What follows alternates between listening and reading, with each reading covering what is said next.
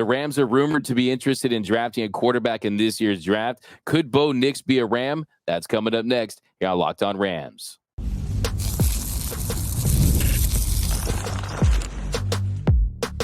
You are Locked On Rams, your daily Los Angeles Rams podcast. Part of the Locked On Podcast Network, your team every day. What is up, Ramley, and welcome to another episode of Locked On Rams, your daily podcast covering your Los Angeles Rams. Free and available wherever you get your podcast. Locked On Rams, part of the Locked On Podcast Network, your team every day. We're also available over on YouTube, so if you haven't yet, do us a huge favor and subscribe to the Locked On Rams YouTube channel. Trying to get to 13,000 subscribers, so hit that subscribe button, hit that notification bell, hit that like button, and let us know. Would you want to see the Rams draft Oregon quarterback Bo Nix? My name is Doug McCain. You can follow me on X and Instagram at DMAC_LA. I've been covering LA sports for over a decade. SI 24/7 Sports, Dodgers Nation. And as always, I'm joined by the Rams pre-half and post-game show host for the Rams flagship radio station. He's entering his 9th season covering your Los Angeles Rams. The People's Champ, Mr. Travis Rogers. You can follow him on X at Travis Rogers. And on today's episode, should the Rams draft Bo Nix, and will they be drafting a quarterback high in this draft? That's coming up. But first, this episode of Locked On Rams is brought to you by Game Time. Download the Game Time app, create an account, and use code LOCKEDONNFL for $20 off your first purchase. All right, Travis, so finally, we're doing this draft run around, all these players, all these mocks, all these picks. Finally, we actually get some real names to talk about this week. Right. The picks will be made. We'll find out what they're going to do. The question is, kind of leading up to the draft, seeing some rumors start to percolate that the Rams might be considering drafting a quarterback, the heir apparent to Matthew Stafford. Now, rumors have started to surface that the Rams are interested in potentially drafting a quarterback in this year's draft. This comes from the 33rd team's Ari Mirov, who wrote, the Los Angeles Rams tried to secure a potential heir apparent for Matthew Stafford in last year's draft when they selected Stetson Bennett in the 4th round, but that has not gone as smoothly as hoped. Stafford, entering his 16th season, has no guaranteed money left on his contract after this season.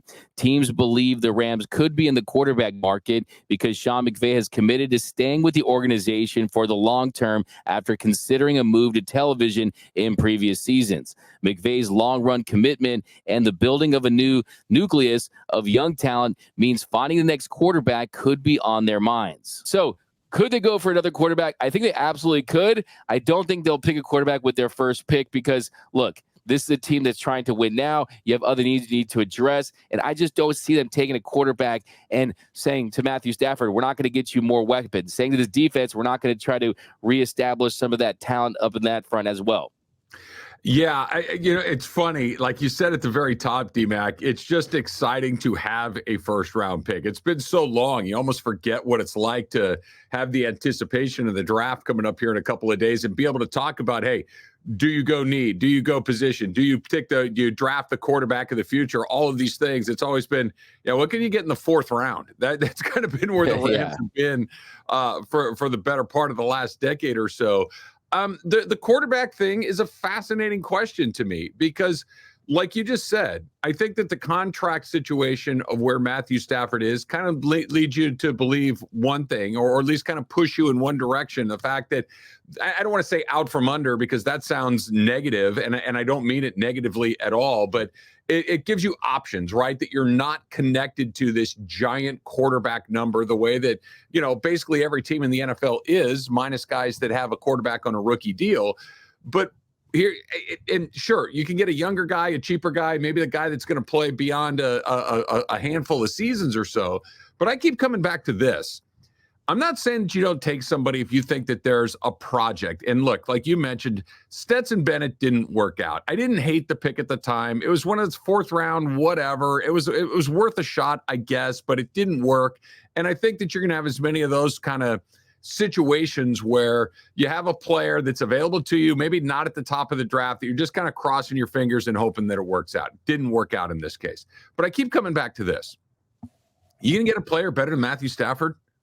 I don't think you are, right? And does Matthew Stafford look like a guy that's ready to stop playing football? I know he's got a family. I know he's had some injuries and all these things. And he's getting to that point where you would think at least you got to plan for the future, and that's fine. I understand that. Dude is still one of the best quarterbacks in the league. He's still able to make every single throw in the league. And until he tells you I'm ready to move on, I want to go back to Georgia, or I want to go back to Detroit, or I want to start the second chapter of my life, whatever that may be. I think you ride the Matthew Stafford train as long as possible. You're not getting Patrick Mahomes. You're not getting Lamar Jackson. You're not getting one of these guys. So who are you getting that's better than him? And I think the answer is nobody. And he's durable, and he's tough, and he's all of these different things. I'd be very hesitant to try to bring someone in, because it opens up a whole nother, box of questions that I don't know if the Rams are willing and able to start answering right now. I totally agree on pretty much everything you said. And the first thing I want to point out, as far as what I just read with Stetson Bennett, is they thought he was going to provide stability to the backup quarterback spot. They didn't think he was going to be a future franchise quarterback. They've essentially said as much. So first of all, I don't buy that part of it. Now, as far as the Matthew Stafford and his future with the Rams, look, he's signed through 2026. After what we saw last season, it doesn't seem like he's going to hang them up unless there's an injury that he suffers. Sure. And if you keep him healthy, which they've invested in the offensive line, they're clearly looking to prolong his career. And as far as Sean McVay goes, look, Sean McVay is someone that can change his mind, right? I mean, nothing's going to prevent that. He's signed through 2026 as well. I definitely think that he is here for the long haul. I think he has been re-energized, and he's committed to the Rams. But I think that for this team right now, if you draft a quarterback with the picks 1 through 3, it feels like a little bit of a wasted pick to me, just because how much longer are you going to let that rookie sit, right? If you're going to let him sit for 2 years, you let him sit for a couple of years and learn behind Matthew Stafford, especially if you take one of these older quarterbacks like Bo Nix, who's 24, is going to be 26 when he gets his opportunity. Now, having said all that, the only reason you would probably take a quarterback with a high pick is because you don't think that you're going to be able to get him next year, because you think you're going to be good. You think you're not going to have a high enough pick. You don't like next year's class, right? And you think that this guy is someone that can help you long term. But other than that, I just don't see why the Rams would use a high pick on a quarterback if they think that this team can make a run. Yeah, I'm with you. And I want to go back to the first part of it, which is, if you bring in a guy and you use a relatively high pick on him, and I think that's, first round, second round pick on a quarterback, the clock is ticking loudly. And I think it also brings up a whole nother element of questions, which is, how does Matthew Stafford feel about this? I understand that Aaron Rodgers is a, shall we say, unique personality. Let's call it that. But when they used a first round pick on a quarterback with Jordan Love, it was oh, okay, so we're not going to try to make this team any better. We're already thinking about the next team, and it created the beginning of the end of that organization, of that era of Packer football. I understand Matthew Stafford seems to be a little bit more stable between the ears than Aaron Rodgers is, but you can't help but wonder if at least the same sentiment isn't true. Like, wait a second, are we trying to win now with me as this guy? Give me a left tackle, give me a wide receiver, give me a tight end. Are we trying to improve this defense so I don't have to score 38 points a game? Are we trying to do that? Or are we trying to make sure that Bo Nix or Michael Penix or whoever it might be has an opportunity to play in 2027? That doesn't interest me if I'm Matthew Stafford at all. And I think there's a whole nother, decision-making process that you have to go through with that in mind. Yeah, and also it brings up the question, too, after Matthew Stafford, are they going to roll with a rookie quarterback? Are they going to roll with someone they drafted? Or are they going to go out there and trade for a franchise quarterback because they have proof of concept that that's what wins Super Bowls, proven commodities, especially when you're able to attract a lot of win-now pieces. I think that really is the formula of success. I love you brought up Aaron Rodgers, because I'm going to talk about Aaron Rodgers in the next segment and something they can learn from a team that didn't draft Aaron Rodgers. That's coming up next here on Locked On Rams. Who doesn't like going to games, right? Who doesn't like going and having a great time at a concert or a comedy show? But you know what's kind of a drag about all of that?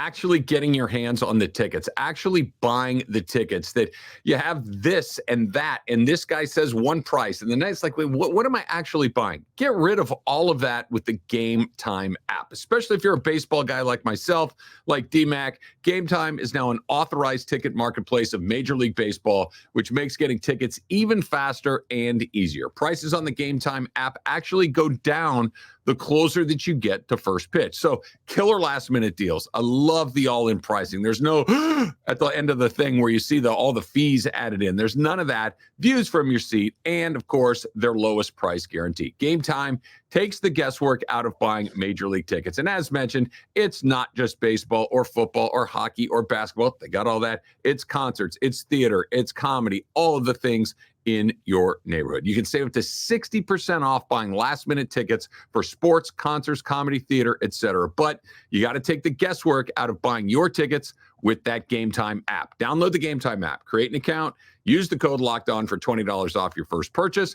Terms apply. Again, create an account, redeem the code LOCKEDONNFL, LOCKEDONNFL for $20 off. Download that Game Time app today. Last-minute tickets, lowest prices guaranteed. And we are off and running here on Locked On Rams. Thank you for making Locked On Rams your first listen every single weekday, free and available wherever you get your podcast. Locked On Rams, part of Locked On Podcast Network, your team every day. Also a reminder that the Locked On Rams mock draft is available now. Find the ultimate 6-episode series on Locked On NFL Draft to hear who the local Locked On experts are picking for every NFL franchise, with live reactions from local college football experts and even the fantasy football angle. The Locked On NFL mock draft available now on Locked On NFL Draft on YouTube or wherever you get your podcasts. Okay, Travis, I want to pick it up here on the pick. The idea of just having that first round pick. 'Cause I've seen some people out there saying, oh, this is almost like the Rams having house money, right? The Rams just having found money because they can build a Super Bowl champion without having a first round pick, where they trade the pick or where they just get a win now piece like a Jalen Ramsey.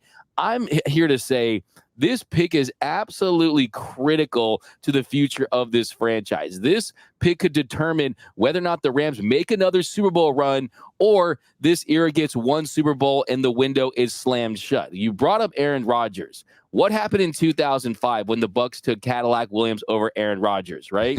That Bucs organization, they spiraled after that, and a young superstar head coach in his 30s ends up just winning one Super Bowl, and that was it, and he turned to a career in television. I don't want to see Sean McVay have a career like John Gruden, okay? I want to see multiple Super Bowls. I want to see him hitting on draft picks and getting a pick where you say, okay, this is someone that can be a foundational piece for this team for a decade while he's here winning tons of rings.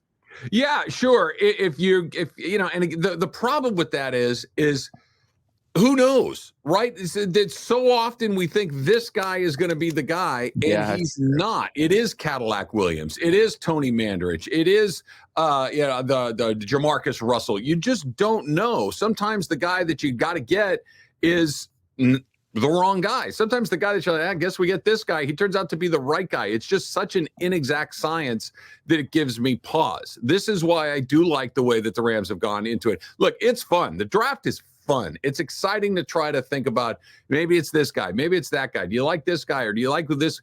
But here's the thing. There was no ambiguity on whether or not Jalen Ramsey was a good NFL player. None.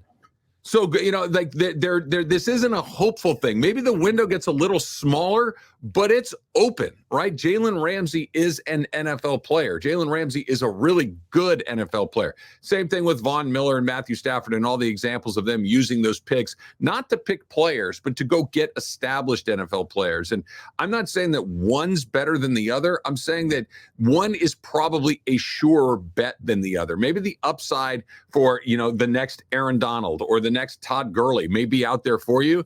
But if you can, and especially right now with the quarterback being older, with, to your point, DMAC, about the coach, at least, you know, once or twice in his pretty young career, kind of making eyes over there at the TV booth saying, hey, I wonder if I want to do that.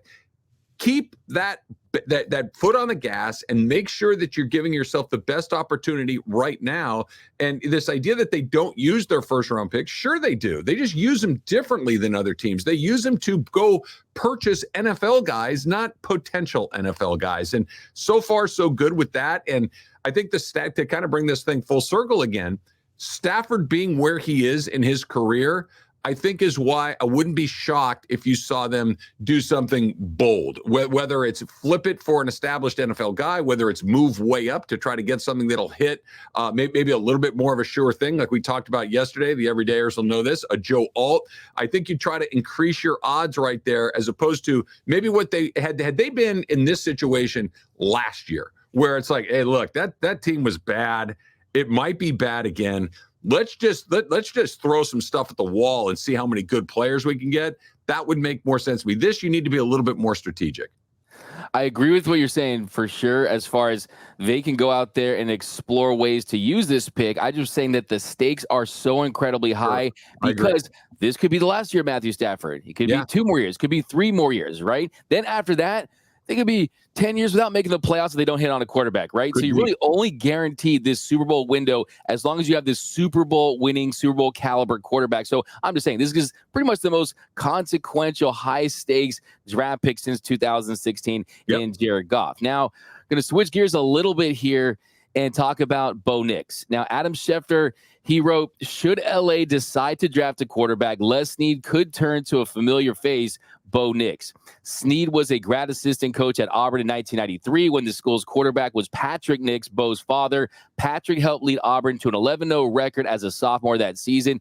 Snead could go from watching one Nix make a mark on a team he was associated with early in his career to another Nix trying to make a mark on his team years later. So first thing I want to say about this, Travis, is if you like Nix, you want to draft Nix, fine, I get it. But don't do it because you have some connection to his father, okay? To me, that's not the route I'm going. No, look, that's a cool little sidebar story. That if the guy that you like, if Caleb Williams, his dad had played for Les Snead $1 million, yeah, cool. Go take Caleb Williams and we can write the cool story on the side. I don't know if this qualifies as that.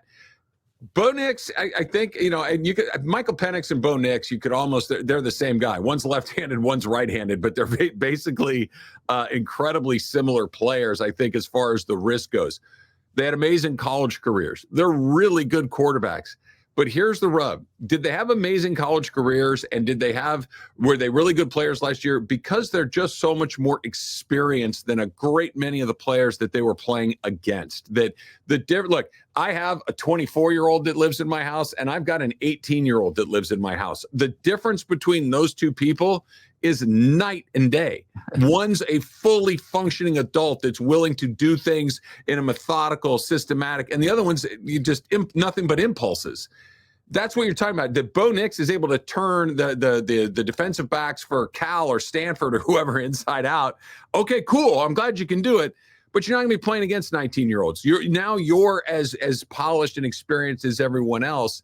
That's the hardest part, I think, to unravel with a player like Nix, with a player like Penix. How much of their success was relative to just having played way more football than everyone they're going up against, as opposed to they're really, really good. I think to try to unpack those two things is very difficult. Yeah, I think that's a great point as far as the age difference. I mean, we're talking about Bo Nix, who is a couple of months younger than Trevor Lawrence, right? As far as his experience at the college level, I mean, played over 60 games, right? I mean, he made almost 2,000 pass attempts. So I think what you see in that is the floor is high. The ceiling, I'm not so sure, is superstar level. It's Pro Bowl level. I think really it's contingent on the system that he gets placed in. Can he be placed in a system where you're making short, intermediate throws, making quick reads, getting the ball out? Could he excel in that system? I absolutely think he could. I think that he's someone who has this uncanny ability to make throws off platform on the run. It almost looks like this is someone who prefers being on the run than being on the pocket. And he can make those throws. And I think he's a unique talent. And I like unique. I definitely like unique. And he has that. Would he fit with Sean McVay? I think Sean McVay would be a pretty nice fit. A McVay or a Shanahan, almost a Brock Purdy type quarterback, a point guard type quarterback, just kind of gets the ball to his playmakers. I definitely think he could. I don't think he's the guy for the Rams. I truly don't believe that this is the guy that you pass the torch to and say, okay, we're going to go on a run with you. From Jared Goff to Matthew Stafford to Brock Purdy, to Bo Nix. That just doesn't sound like it's the natural succession there. No, it doesn't. And look, I don't know if this is good news or bad news, but I'll put it out there. How many guys are really good at playing quarterback on earth? 10? Yeah. You know what I mean? Like there's maybe 12 of these guys that are really, really good at it. They're super hard to find. No one's entirely sure who's going to be fantastic at it. As it turns out, right now, you have one. You have one of the 10 people on earth that are good at this job. Use him as long as humanly possible to get it done, and then start looking for the next one. Because the way you get the next one is probably kind of the way you got Jared Goff in the first place, which is you're in the middle of the pack, or maybe you're a little bit towards the front, and then you basically say, whatever you want, you can have it. I need to pick that guy this year, and take your shot and hope and cross your fingers and pray or whatever else you believe in, and hope that he's your guy. There's like 10 people on earth that are good at this. You got one right now. Ride him until he doesn't want to be ridden anymore. And then you decide after that where you want to go. This idea of trying to find, we can find this guy. It's so hard. There's so few guys that are really, truly good at this, that just enjoy the one you have while you have them right now, because it may be a while until another one comes around. Could not agree more. And let's also point out the fact that they need a star, right? They need a star at that position in this town for what they're trying to accomplish. Not so sure Bo Nix in a couple years is going to be that guy. But we'll talk some more Bo Nix, some more quarterback. That's coming up next here on Locked On Rams. Locked On Rams is brought to you by our sponsor, BetterHelp. And obviously, sometimes we all need the opportunity to get something off of our chest. It might be big, it might be small, but certain things that can really start to kind of get to you a little bit. It's important to let it out, especially to someone who is unbiased in your life. And today, I need to tell you how I'm feeling about something, and you might even be thinking about the same thing.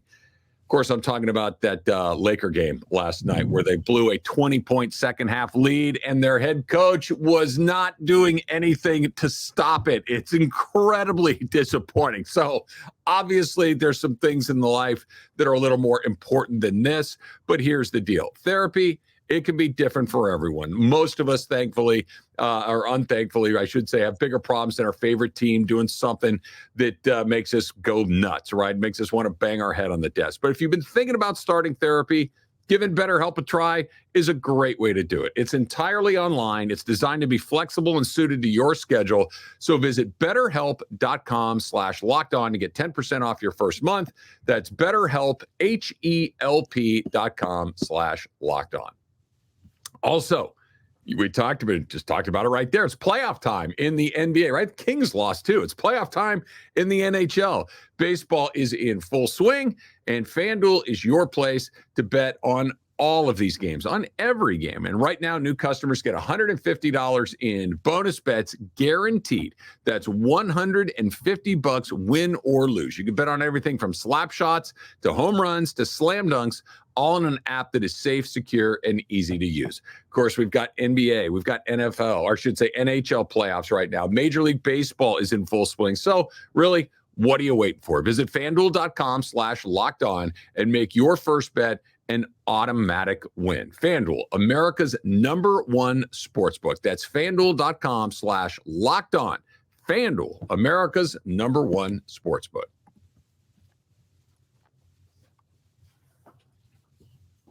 And welcome back to Locked On Rams. Thank you for making Locked On Rams your first listen every single weekday. Free and available wherever you get your podcasts. Locked On Rams, part of the Locked On Podcast Network. Your team every day. So kind of picking up on Bo Nix and just kind of the offense they ran there in Oregon. He was ranked 126 in the country with average depth of target. They really played to their strengths. He's instinctive. Whatever he makes up for in arm strength, he definitely does make up for that as far as his decision-making goes. But I just want special. And I think if you're going to use a draft pick on Bo Nix this draft, I think it almost slows down the momentum for the 2024 season. I do too. I just don't think it's an area of need right now. And I love how you said it, D-Mac. He's not special. Is he good?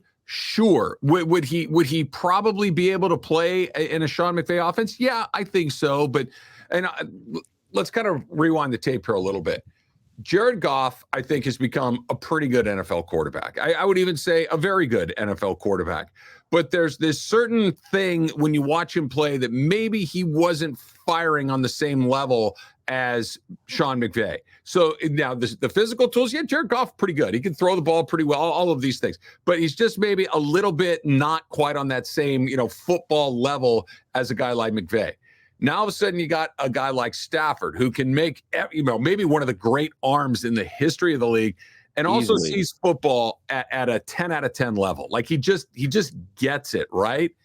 Well, Bo Nix may get it at a high level, but I don't think he's got the physical part of it that's really going to make that thing hum the way that you're hoping that it will. I think that he'd be able to drop in. I think he'd be able to understand it. I think he'd be able to go up to the grease board and say, if this piece here moves, then this piece over there moves. I think you get it. But can you fit the ball through a hole this big, 30 yards down the field? Because at the end of the day, that's what I'm going to need you to do. I know that that's where it's supposed to go, but can you get it through there? I don't know. I don't think that he's that physical special the way that the guys that play quarterback in that league need to be. I'm with you. It's like to get the 2 out of 2, to get the mental, to get the physical together, that's Stafford. I don't know if Bo Nix has both of those components. Yeah, and when you watch some of these highlights, right, you love the plays where he's changing arm angles. He's altering his releases. He just kind of flicks the ball and makes those throws. Can you do that in the NFL with the kind of talent you see, the kind of secondaries, the kind of linebackers, right? It's not the same game. The hash marks aren't the same. I mean, there's a lot of differences between the pro game and the college game. And look, elite quarterbacks win in this league. We know that. That's just a fact at this point.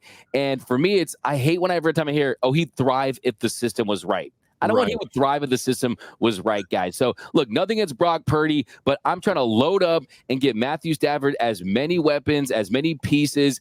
The defensive side of the ball, you need to fill that area as well. And then we'll cross that quarterback bridge when this era is over. But that's going to do it for this episode of Locked On Rams.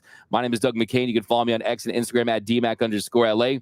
And, of course, you can follow the People's Champ, Mr. Travis Rogers, at Travis Rogers. Until next time, whose house? It's Locked On Rams house.